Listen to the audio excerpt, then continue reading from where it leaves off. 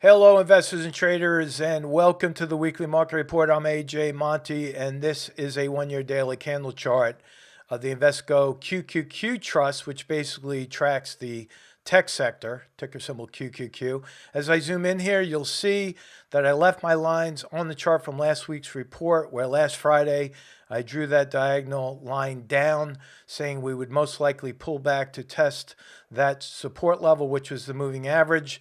That's exactly what happened. Then what? We bounced. We bounced off of a key role reversal here.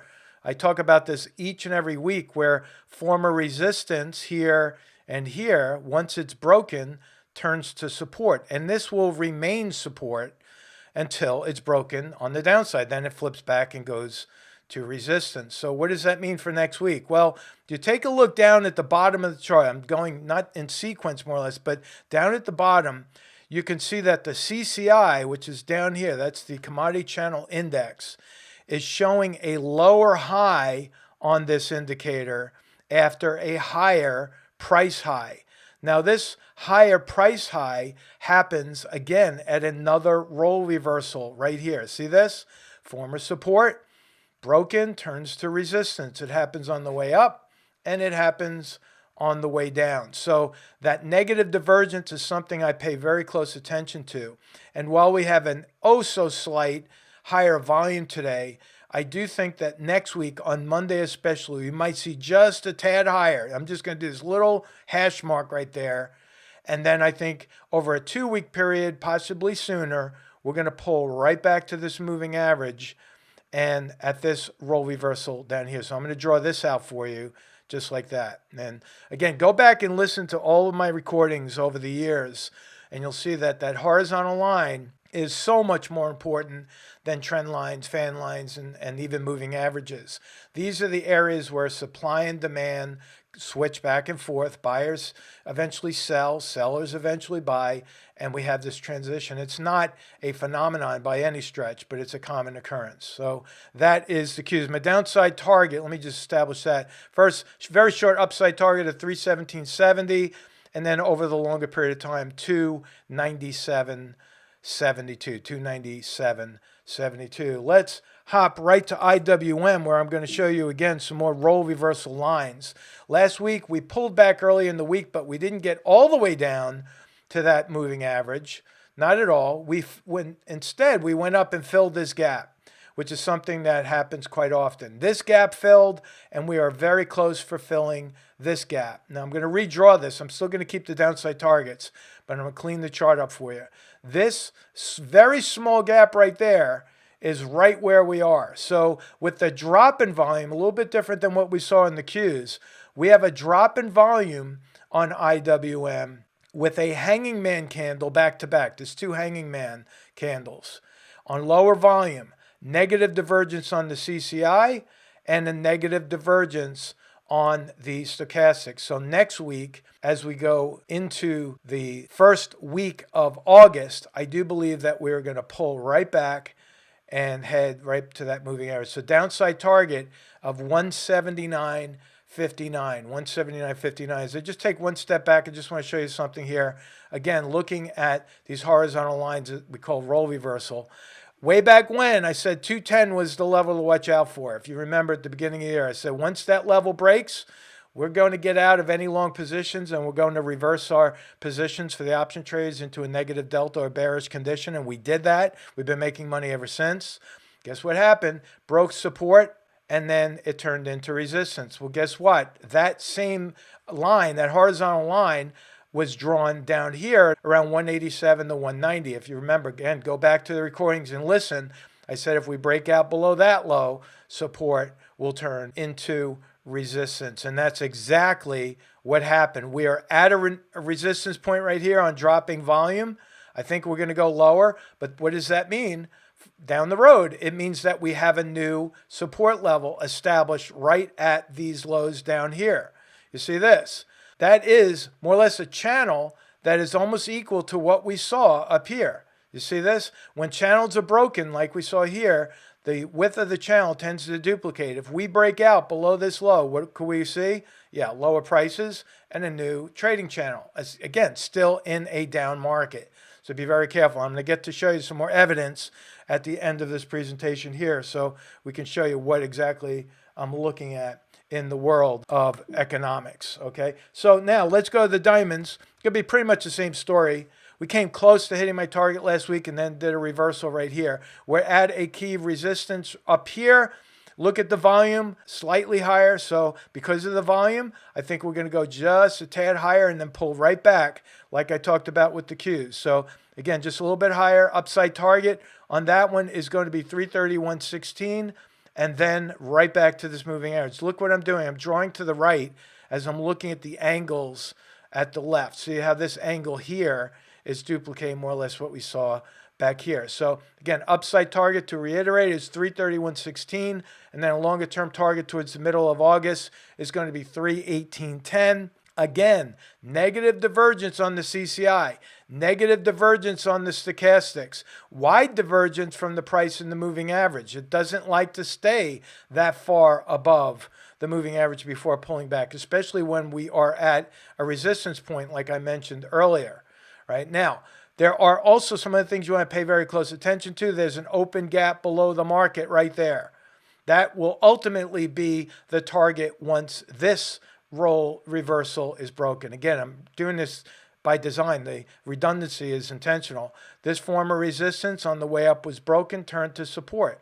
Once it breaks out below that support level here, it'll most likely drop to the next gap fill support level. So you can see how the sequence works in the trading activity. They call this up legs and down legs. All right, let's look at the spiders, ticker symbol SPY. We're on a roll here. We had a gap fill this week. See this gap? Remember, I talk about that all the time. That is 80% of the time gaps fill. 80%. What happens after they fill? 80% of the time it reverses. That's exactly what happened last week. You see, that's why we originally called for a down market. Came within pennies of hitting that downside target right there on the spiders. Bounced. And now we are at another resistance point. This is, again, very similar to what we see in the Qs. If we have a higher volume on the way up, you could expect to go up just a little bit more until we see a volume drop, which I think we will later in the week. Then guess what? Right back down. I'm not going as far down to that moving average because this gap fill has reversed its role from resistance to slight support. All right, so I'm going to keep that in place. I'm going to keep these in place so you have a good eyeball on what to expect. This is still an open gap down here. And if you follow along each and every week and you're managing risk, this should be a very fun time for all of you. And I see from the comments that a lot of you are following me in the option trades as well. Now, with the spiders comes the VIX because, why? For the most part, the VIX is inversely related. We called the original pivot point, talked about that last week. Now we have a long stretch of red. See this? Now, interestingly enough, I've said it before, I'll say it again, there is a very minor gap above the market right there on the VIX. There is gap back here. There were gaps prior to this. Here's a gap all the way back here. When gaps are open on the VIX, I often give 100% guarantee that the gap will fill. Why? Because the VIX is an oscillator. It's not a trending stock. So you give it enough time, those gaps will fill. And that's exactly what happened. We gapped down today. There's a minor gap. So I think next week early on, that gap will start to fill. And then we'll begin to see a possible pivot on the VIX to the higher level. So I'm going to leave this target in place right there. The upside target on the VIX is 28.53. It's currently trading 21.33. Opportunities there for option traders in the VIX and even the SQQQ, which is like the VIX. It's inversely related to the triple Qs though. But I like the SQQQ. We have a position in that. We're making money on that. Our option traders are making money on that. So these are tradable instruments that you can get in and out of. And you can see that as long as you're using the charts, you could establish price targets for yourself as well. Now let's get to some of the meat. Some of you heard the news or lack of news that, oh, guess what? We're not in a recession. Well, let me just play this for you because you really have to get the full effect. I'm not going to play the whole thing, but hold on. If things are going so great, though, then why is it the White House officials are trying to redefine recession? No, we're not redefining recession. If we all understand a recession to be 2 consecutive quarters of negative GDP growth in a row, and then you have White House officials come up here to say, no, that's not what a recession is. it's something else. How is that not redefining recession? Because that's not the definition. Okay, folks, that is the definition. I hate to break the bad news to the White House, but a recession is 2 consecutive quarters of a shrinking GDP. Called that 4 months ago. If you remember, go back and listen to the recordings. I said that in August and into September, we're going to get a lot more talk about recession, but it's getting much worse. And this really ruffles my feathers a bit, so excuse me if I get a little heated on this discussion right here, this slide. All right, first of all, the Fed is telling us that they are tightening. Well, in fact, this report, which comes from the Fed, go to fred.gov, you'll be able to pull this report up. Wednesday, July 13th, it's showing with great evidence that they are moving money out of the Treasury here, Treasury securities, and they are moving money into, guess what? Mortgage-backed securities. The net is a positive cash influx of movement into the mortgage-backed securities. And what does that mean? Folks, this is 2008 times 10. So if you still have that bullish idea, I'm not saying you can't make money individual stocks on the way up in short intervals, but the longer term picture is looking extremely bearish. And when we have government officials outright lying to us and even deceiving us, you can see this is what they print, which is opposite of what they say. This disturbs me. Now let's go and look at some of the other things I said. Make sure that you're following the numbers and you dig and hunt for the news.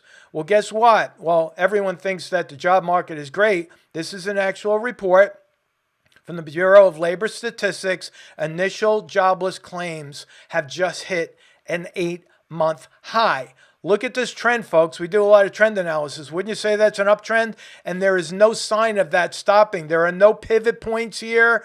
There's no volume to measure that. This is just an upward trend that is not stopping. What does that lead us into eventually if the Fed does not increase rates? It looks like they're not going to. They're going to hold back at neutral position right now. Well, if they don't get ahead of the inflation curve and we keep seeing the job market get worse, then we are on track for stagflation. Many of you don't remember that. I do. I lived through it in the 70s. Stagflation is nothing to mess around with. It's inflation combined in a recession, what makes it much worse. And guess what? Connect the dots. Here we go. We're going to start having some military talk right now. Remember I said, don't look at Ukraine. Look at what's happening in China. What's happening in China? Look at the date. This is July 26th. The Chinese are now launching drones. For those that are in the Air Force, you know what that plane is right there. It's an unmanned aircraft that's used to direct missiles. And this is a precision-guided instrument that is known as a drone. And this is what's happening this week. Connect the dots again. What happens the day after that? U.S. carrier groups start heading towards Taiwan. Remember, I showed you a picture of the U.S. Navy and how they were documenting the satellite tracking of, not going to tell you the exact spots, believe me, I'm not going to tell you exactly where they are. But this is what happened the very day after we got that first news report. What happens the day after that? Carrier movement. It's hard to see. You might have to expand your screen on this one. Right here, the USS Ronald Reagan is on the move. It's out of Guam and it's now in the South China Sea. This is what's sparking a lot of tension right now. In addition to that, CVN 72 right there, which is the Abraham Lincoln, is moving out of Pearl Harbor and is starting to move over to the South China Sea. Look at the colors so you can track with the darker the color, the more recent the location of that, right? There's the index down here. And we have 4 carrier groups that are ready to roll. That's a lot of military hardware, folks. I spent time on the Nimitz. Nimitz, one carrier group is nothing to mess around with. We got 4 on the roll right now. And keep an eye on that. Again, connect the dots. I said, make sure you keep an eye on China. What else is happening? This just happened yesterday. China holds snap military drills in response to U.S. carrier entering South China Sea. This is the USS Ronald Reagan. And now the tensions are increasing. Whether or not we're going to see any kind of a conflict, I actually doubt that. I think this is a show of force to try to deter China from entering into Taiwan. I don't think that's going to work. I think they will take action eventually. That's my opinion, by the way. Nothing to support that militarily because they will not disclose that. But now we go. What happened yesterday, again, right after this exercise? Well, the Chinese are now starting to fly their drones and starting to buzz the military ships. So this is all heating up. Now, one other thing that disturbs me, again, it's a big lie that we hear about. I hate to sound so negative and dark, but we make money on the way down in the market. You just have to be prepared. One of the reasons I get heated up, folks, is because there are so many people listening to the television and, oh, the bear market is over. Oh, it's time to buy. And oh, here's the top 10 stocks that Cramer says to buy this week, right? Well, look, again, listen to what they're saying and watch what they're doing. This is a strategic mistake, by the way. This is the U.S. emergency petroleum inventories. 2 years ago, we were at a high, right here, 2 years ago. We're now at a low. We also have evidence and a lot of stories coming out that we're selling our oil to China. Why does that disturb me? Why are we selling emergency inventory to the very country that's trying to destroy us? Doesn't make sense. And as a veteran, this really upsets me. But go look it up yourself, hunt for the news, and you're going to see that there's a lot more dots to be connected, again, especially economically. Look what's happening. I'm going to let that sink in for a little bit so you can read some of that. Long lines are back at U.S. food banks as inflation hits high. Oh, we don't have recession. Oh, we don't have a problem with the economy. Job market is good. No, it's not. This is the modern day equivalent to bread lines in the Great Depression. We're not talking about just an extra 100 people showing up at the end of a food bank line. We're talking about hundreds of thousands and millions across the country who are showing up because they can't put food on the table for their family. They can't stretch the dollars far enough. This is a fact. This is absolute fact. Do your own research. Now, as far as stagflation, why do I love gold and silver? Here's why. If you look, this is still in an upward trend. Let me just move this over just a little bit so you can see the full chart right here. This is still an upward trend. Gold is still setting higher highs and still tracking higher lows. I do believe that we're very close to setting a new record high in gold. I like silver as well. I've been accumulating silver for the past 14 years in a dollar cost averaging strategy. It's cheap. It gets cheaper. The cheaper it gets, the more I buy because I'm hedging myself and my family to make sure that we're going to be protected through any kind of economic storm. Now let's look at another chart right here. This is very interesting. This is a cycle chart. Let this one hit you now. Look at the similarities.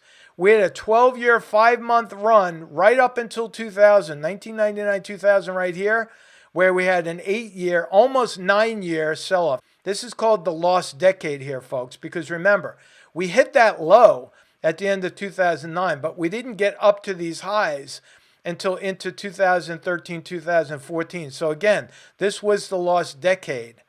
Where are we right now? We're just at the very beginning stages of what could be this. Now, again, if you're following my market reports, everything is documented. I archive everything. I set the record. I ask people to hold me accountable to that record. I have been forecasting that we're going to see the 2020 lows across the board in all markets, not just in the S&P, the Dow, the spiders, and in the Qs. All markets, I think we're going to be pressing the 2020 lows.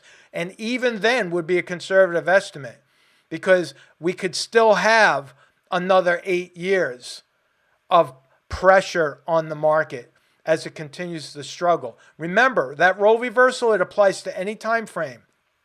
These lows are a support level right here. If this support level is broken, it could take us years to get back up over that former support because that turns to resistance. One more thing. If you have not had a chance to read The Fourth Turning, I would go right on Amazon right now. I get no benefit whatsoever or pay for recommending this book. Strauss and Howe are the authors. Read this book. This is one of the most significant publications of cycles that I've ever come across. This basically talks about the history of cycles over a 500-year period. Economically, politically, you name it, they analyze it.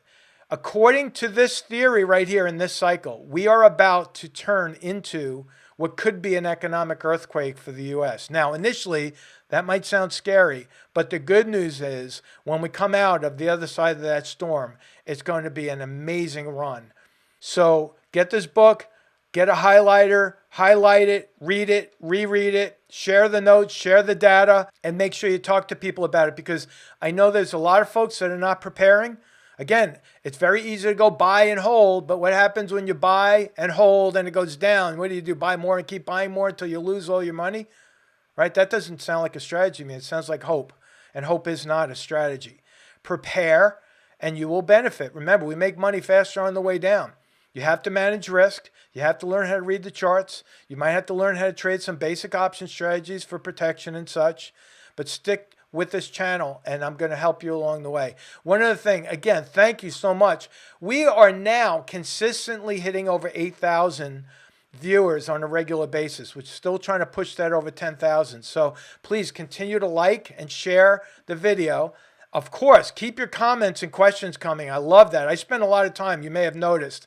I come under the Market Rebellion sign-on, but every now and then I come in through my other YouTube channel and answer questions that way. But I just want everyone to know that is me answering those questions. Even though it says Market Rebellion, that is me answering the questions. So thank you for that. It helps us get on the menu, and it gets us more likes and looks, because as people search, it gets thrown on the menu, people click on it, and then all of a sudden they're learning about charts. Again, all thanks to you. So have a great weekend, folks. Stay positive. Although that might sound like a dark cloud, be very positive. It's all good. It's all good. Have your plan in place and be ready. Put your seatbelt on and stay tuned, because we're going to be rocking and rolling in the months ahead. Take care. Bye-bye. Hello, John Najarian here.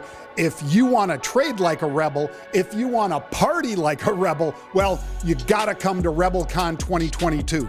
It's going to be in Dallas, Texas, at the fabulous Four Seasons Resort. We start the 21st of September, go until September 24th. It will be more fun and more live trading than we've ever done before. That's why it's called RebelCon 2022. We're going to have barbecues and double the amount of live trading. So if you want to book that now, make sure you do, because the guest speakers, as soon as we announce those, this thing's going to be sold out. It's going to be something you do not want to miss. Limited to 250 people. Sign up now for RebelCon 2022 at the Four Seasons in Dallas, Texas. Welcome to the Rebellion.